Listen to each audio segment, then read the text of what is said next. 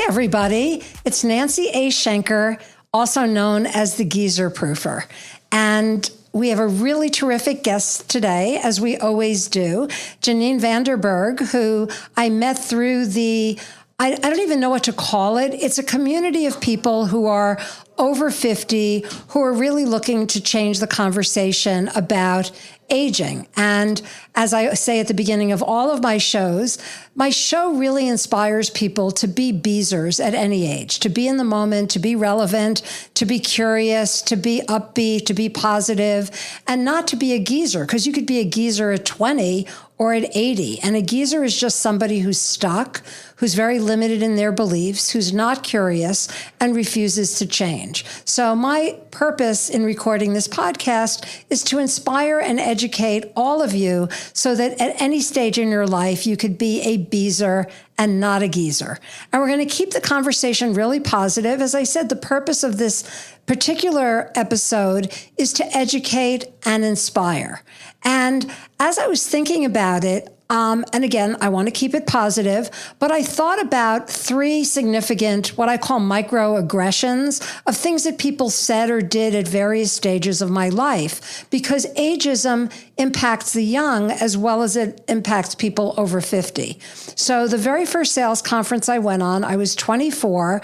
I was smart, but I'd like to think I was attractive. And I walked into a sales meeting and a sales director gave me what my daughters called elevator eyes, looking me from top to bottom and said, you look good enough to rape. Keep in mind, this was 1980. There were no HR departments. There were only personnel departments. But it was clearly something that he felt like he could get away with saying to me because I was a young woman. I was in my 20s. I was dressed in a cocktail outfit. Obviously, men would probably think twice today before they did that. So fast forward, I'm now in my early 50s. I had just written a book about AI and marketing. Maybe I was in my mid-50s. But I was at a conference, I was wearing my media badge, and I said to one of the speakers, "What are you speaking about?" And he said to me, and I quote, "It's complicated." The assumption being that because I was a woman of a certain age, I couldn't possibly understand technology. And then most recently, I was on a call where a research company was presenting results about spending patterns, and we were all on mute. And he said, and I quote, "We didn't focus very much on boomers in this study because they're all going to be gone soon anyway." At which point I took myself off mute and said, "What do you know that I don't know?" The latest statistics I've seen is that 4 million people will live to be 100 by the year 2050. So where am I going? So those are just three examples of biases and stereotypes based on nothing other than age and how people look. So I often refer to ageism as the final ism, which is it's okay to poke fun of people because they're old. There's this thing that little kids do, the 100th day of school, where they dress up as old people.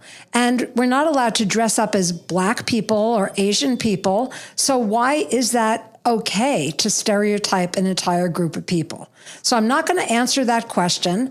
I'm going to now turn things over to Janine and have her give you her perspective about how and why she got interested in this space and what she does for a living today. So hit it, Janine. Okay, Nancy.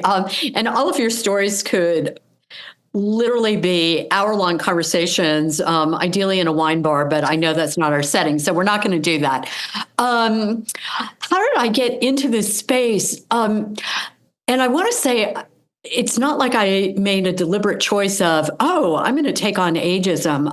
I have always been someone my entire life who had this philosophy or belief that, who we are, our identity, our zip code should not determine what we should become. So when I was in my mid-30s, I kind of looked around and realized and that was when I had my now oldest daughter, who is 36. And I thought, and realized, work and mothers with small children don't seem to go really well. So I ended up starting my own consulting firm.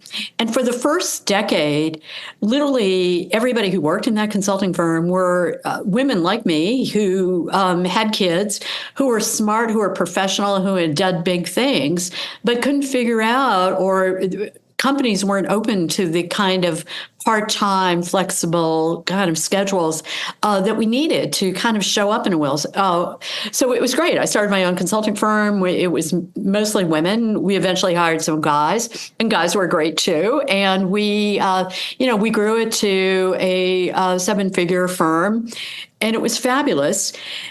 And during that kind of, really, it was during the Great Recession when I started realizing one of the things we had done at our consulting firm a lot is we would hire people who now I think they call from non-traditional career paths, right? I don't know why people consider mothers of children non-traditional. It seems a pretty traditional thing, but it was. So we had always hired that. And so people started saying, oh, I have this friend, he'd be great, she'd be great for JVA. That was our consulting firm. And I started hearing the stories, and this was right kind of as the Great Recession was starting to unfold, of like amazing people in their 50s, a lot of them from marketing, corporate backgrounds, who had, done big things, highly successful. And I realized that there was this constant theme of them being kind of pushed out, and in part because of their age, right? And people somehow thought that if you are losing business because of the recession, you ought to get rid of the marketing people. Now, I'm not even going to comment on how that doesn't make sense. Anyway, so started doing some stuff in that space. And at the same time, I had the opportunity to work on a couple of projects where I was introduced to this whole idea of encore careers and what encore life could be like. And because I had reinvented my own self from, starting down a legal pathway to starting a consulting firm, I was just intrigued in the whole idea. So that's kind of how I got to this space.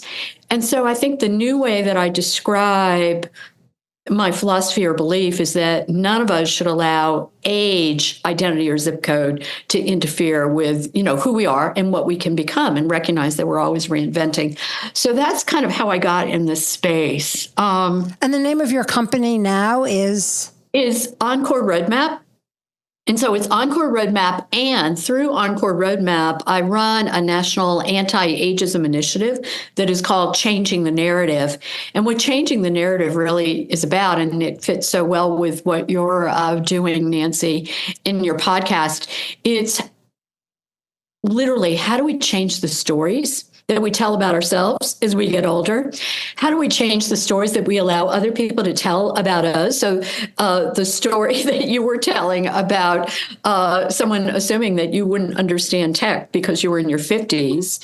And, we have LinkedIn right now that is largest professional platform, right, for professional networking, running an ad that basically reinforces those themes, actually two ads, one featuring a woman, one featuring a man, both looking dumb as rocks, like, oh, what's the cloud? I don't know.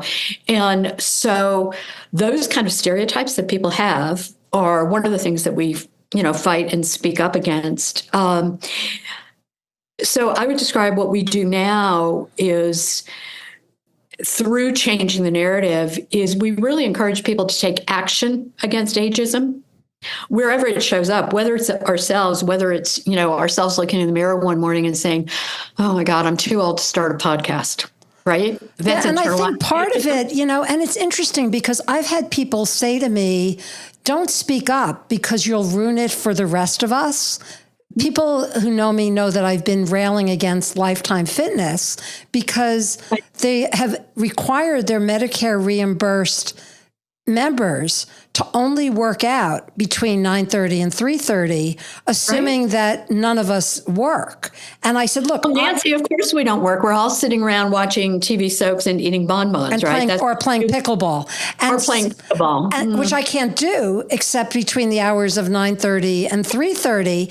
And I've spoken to everybody at all levels of Lifetime. Right. And I've even said, look, if you want to limit me to 6 hours a day, that's fine. If you want to limit me to 3 hours a day, that's fine. Right. fine. But let me choose what hours work for me. But, the little things, as I said, the microaggressions, and I think that there is such an educational job that still needs to be done. Yeah, the LinkedIn example blows my mind that some creative obviously thought that was very funny, or progressive is going to be called out this month as my ageist brand of the month because of that whole ad campaign of turning into your parents. So they don't focus on the smart things that your parents might know about life or insurance. It's that they don't know how to order in a restaurant, or they hoard things that they don't really need. And I watch those ads and it's like, I'm a parent, I'm a grandparent, and that's not me. Right. Well, and Nancy, that's a great example. So one of the things we talk about at Change the Narrative is like the eyes of ageism, right? So I internalize when we are surrounded by these messages and we decide, oh, maybe I am too old. That's an example of internalize, right? We're accepting those messages and we direct them against ourselves. Interpersonal second eye is when workplaces decide they're going to discriminate against older people. We know that's rampant. And institutional is your example, Progressive Insurance, LinkedIn, Lifetime Fitness. All of those are when these ageist beliefs get baked into somehow a policy or practice that turns out, to be harmful actually to people of any age. So greeting cards for that matter. That's another huge topic. And you will be very happy, Janine, right before we started recording this podcast, I had a meeting with somebody at an ad agency, and I was telling him that those little caricatures that agencies sometimes use to differentiate between the generations, that is in and of itself ageist, because you wouldn't have a picture of a Black person and a white person, or a white person and a Chinese person with sort of stereotypic iconography. So this whole notion that the generations are now defined by these little cartoon characters who have a lot of hair or no hair. I mean, I know guys in their 20s who are bald. So why is baldness something? You are singing my song. I want to know, what was the response? He got it, and I think that is our obligation as people of a certain age who are articulate, who are coming from a place of fact and not emotion, who just say, you wouldn't do this with somebody, a person of color. Why is it okay to do it as because of age? And it's, the last of the unprotected classes in corporate America. And the only way that's going to change is if people like us continue to use your phrase, change the narrative. We've got to change the stories. And I loved your point, Nancy, about the importance of speaking up. I mean, one of the things that struck me, I wrote an article about the LinkedIn situation on a LinkedIn newsletter that I have, and I do a weekly. I saw that. It was great. And what was fascinating to me, and this is, I think, what people perceive as the danger of speaking up. So I think those of us who are able, like you and me, have an obligation to speak up. I received so many direct messages of people who said, thank you for saying this. This has happened to me. This one guy said, I was involved in inventing the freaking cloud. And now they're saying, that in my 50s, I don't understand the cloud. I built the first ever website for MasterCard years ago. I've been using social media since 2005. So when somebody tries to gensplain to me, I'm like, whoa, wait a second. We invented this stuff. And I went from a rotary dial phone to a bag phone to a smartphone. Like, why do you think that I'm incapable of adopting technology? Yeah, no, exactly. So it's incumbent on all of us who can to speak up, because obviously if someone is in the process of job seeking and feels like they've got to tiptoe around a bit, I'm not encouraging them to go, storm into corporate headquarters and say, yo, you're being ageist. But I think those of us who can, and the reality is that the more of us who do speak up, then it is, and what I feel is like the movement is growing. There are more and more people who are saying, yeah, let's do it. I love that. And it is very much a movement. And I often draw parallels to the feminist movement, where I think that movement would have been been much more effective if Bella Abzug, Betty Friedan, Gloria Steinem Shirley Chisholm spent less time fighting amongst themselves and more time banding together to change the narrative, to change the game. So that's something that I've seen. I don't know if you've experienced but in the anti-ageism, ageism activism community, whatever you want to call it, there are factions emerging. And when I started down this road, I got a call from a lawyer because I had used the term silver hair in something that I was doing. I own the trademark for the silver hair playbook. And somebody came after me and said, I own silver hair. I'm like, whoa, silver hair is a generic. Shouldn't we all be spending time educating the world? I know this sounds very like woo-woo and Miss America, but the only way it is going to change is if we work together and we stop competing with each other for share of media. So, Nancy, I could not agree with you more. Before I started changing the narrative in 2018, I ran the social sector consulting firm, right? And I worked with government entities, foundations, individual change makers, social enterprise, right? And what were we all trying to do? We were all trying to change big things for the better, right? And so there were certain principles that we knew emerged, and it was like collaboration actually works. We know that it's hard. There was this concept. I worked with a number of foundations on, and this is going to sound a little bit jargony, but what are called collective impact initiative. And collective impact initiative, if we did something like that in the anti-ageism world that you and I are now both occupying, what we would do is we would convene and we'd map each other's strengths. What are we trying to do? We'd identify some common goals. And I might say, for example, Nancy, you were just phenomenal at marketing and really kind of coming up with really clever ways to position things. So Nancy, why don't you kind of take that on? And this person, and I'll say, like, I'm pretty good at the public policy side and that kind of thing. What are the policies that we need to change? And what we would do is we would put our efforts together. I am naive enough and always optimistic enough to believe that's possible. So maybe we should convene it. And in person, you can hang out. I'm totally in. And, something that I've come to realize, too, because my background is very similar to yours. I started having my kids a little bit earlier, and I dropped out of corporate life at 48 to start my own thing. But so you're braver and more of a forward thinker than I am. I waited a long time before I went out on my own. And now I sometimes look back and say, man, if I had done, no regrets, but had I done that, or I'm allowed to regret it. My older daughter would say that I probably should have dropped out earlier than I did because my younger daughter kind of got the benefit of my being around a little bit more. But be that as it may, I do think the experience of women over 50 from our era is very different from that of men because we were the first generation of women who had both careers and kids and primary household responsibility and no technology. So what life looks like for us after 50 or 60 may be very different from what it looks like for men of that age, because I meet a lot of men who've worked their entire careers, are ready to kick back and retire. And that's not me. It's obviously not you. That we're just getting, exactly. We're just getting started.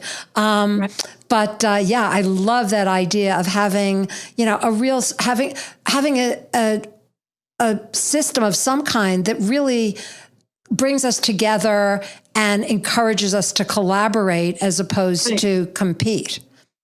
And I think the other way that I look at this is there is every time someone points something out to me, so you pointed out the fitness center, I got tons of emails and calls about the LinkedIn ads. I was in a call last week, right? We're trying to work on some stronger workforce legislation that would benefit older workers. And one of the women on the call, who herself is a lobbyist, says, have you seen this thing on Amazon? There are games, and one is called Grumpy Grandpa and Greedy granny, right? So it's all of a sudden they're like, okay, what are you going to do about that, Janine? And then I'm delivering a workshop to an amazing group of people virtually at an OLLI program in Minnesota. And this one woman says, is it ageism because they wouldn't allow my partner and me to adopt a dog from the animal shelter because we're older? So I bring these examples up because there's so much work to do. So the idea that we would compete, to me, is just ludicrous. If there's, and all of us are, trying to do these efforts and very valiantly and bring in the strengths and talents and experience that we've built up over time to it. But imagine the power and the force if we could come together on it. So that's my big wish. And, I think it's terrific. You're actually going to be on a panel that I'm moderating on February 29th. So shameless plug. But yeah. I think that part of changing the narrative is to be having the conversations, not just between women like us, but also educating younger women. And it was interesting, not to call out SOS, because we do joke about this story, is when I first got on the board of SOS, I was reticent to get on the Slack channel. And somebody assumed it was because I didn't know how to use Slack. And I said, actually, it's the polar opposite. I'm currently on 10 different Slack channels for different clients, and I'm just slacked out. I'm in Slack overload. So, but what was interesting was the assumption that because of my age, it must have been because I didn't understand it, or when I forget something, which I occasionally will do, or I just don't pay attention to an acronym or to somebody's name. Younger people will play this game of gotcha, assuming that it's because I forgot. And I have a pretty great memory, and it's usually not forgetfulness. It's just sloppiness or I don't care. So I think it's really important that not only do we talk to each other about these issues, but that we educate the next generation of women and men that someday they're going to be 50 and 60. And do they want more? And 80, 90, 100. So do they want to be put out to pasture or be marginalized in meetings or insulted to their faces because they're of a certain age? And I don't think you really get it until you get there. But then you get there pretty quickly and you're like, whoa, like, when did this happen? So this panel is going to be great because it is going to be representative of all generations and really get that conversation going across generations of how, and younger people will tell you they feel discriminated against because of their age. Like the story that I began with, that, he may not have said that to a professional middle-aged woman, but he felt that he could because I was a kid. Well, and so Nancy, and here's why so yes to everything you've said, and here's why I think panels like the one that you're convening are really, really important now. There were a group of researchers who published something in the Harvard Business Review earlier this year. And what they said is not a surprise to any of us who are women and who have been in the workforce. And it was basically the conclusion that they drew from massive research across the United States was there really is no right age to be a woman in the workforce, right? I saw that. When you were younger, you're kind of not taken seriously, or you're subjected to lookism, like, right, aren't you cute? And I have two millennial daughters who are both freaking rock stars. And I know they've been subjected to that. We've had conversations about that. When you're older, all of a sudden, it's like you too, and nobody's exactly sure at what age the expiration date gets stamped on your forehead, right? But it does. But what was also really interesting was even in the middle, because you would think, well, maybe there's a right age. And what is it? Is it between 36 and 44 or something? But no, because when you are a woman of childbearing age, the assumption is that you are, going to go off, have kids, go to their soccer games. I did. I was one of those moms. That's why I started my own firm. So I think that having these intergenerational conversations, and I think it's important for another reason as well, and I really want to talk about this when we do this panel. It's important for employers. it's important for employers. We have dramatic talent pipeline shortages, right? Across the United States. In every single state, there are 2 unfilled jobs for every single person looking. And yet we push older people out of the way. Gen Z is saying, desperately want mentors, but how do you have mentors when you're pushing older people out, right? So I think as older people, we need to make that argument. And I think also as younger people, we need to say, and by the way, we want mentors and we would like them in our workforce, right? We need to be allies to each other instead of buying into the societal, well, it's us versus them. And also teaching younger people how to lead older people in the workplace. I remember when I was in my 30s, I took on this really big, complicated job, and I hired a traffic coordinator who was in her 60s, and I was in my 30s, because she had the experience. And it was a real teaching moment for me, learning moment for me, because when the rest of my group would say, oh, let's, go out and do X, Y, Z after work. And I knew that might not be something that Joan would be down for. I would say, well, let's find something that we would all enjoy doing. It's like the equivalent of the men in the 80s going out for their golf trip. And if you didn't know how to play golf, you were kind of screwed. You couldn't be part of that inner circle or the conversations that took place in the men's room. So we need to teach ourselves how to build these intergenerational workplaces. And if my boss is 25 years old, that he or she or they need to be comfortable giving me direction and not look at me as if I'm their mother or their grandmother. Right. I'm a professional first and foremost. And I think that's also true of us too, who are on the older side. We need to say, okay, they're younger and our boss, and we have something to learn, right, from them as well. So I think you started out this podcast, Nancy, by talking about the importance of curiosity. And I think if we're curious about each other and what each other can bring, we're all going to do better and we're going to be happier. And this is the Rebecca of Sunnybrook Farm part of me. We are going to end ageism. I believe that as well. And I wouldn't be doing this podcast if I didn't believe that. So I ask you all to please tune in. If you go to joinsos.org and you go to the event tab and you look down at digital events, you'll get to hear and see me and Janine and a panel of, I think, 3 other people of all generations talking about specifically intergenerational collaboration, which is very different it's different but related to ageism, because ageism will only end when there is truly intergenerational collaboration. And at the same time, if I can add, Nancy, sure. One of the things that the research has found is that the most powerful way to end ageism is through intergenerational connection and education. So when you're hosting and moderating this panel, you're doing 2 things. Awesome. Well, it's good to know that we're both still relevant and helpful and inspirational.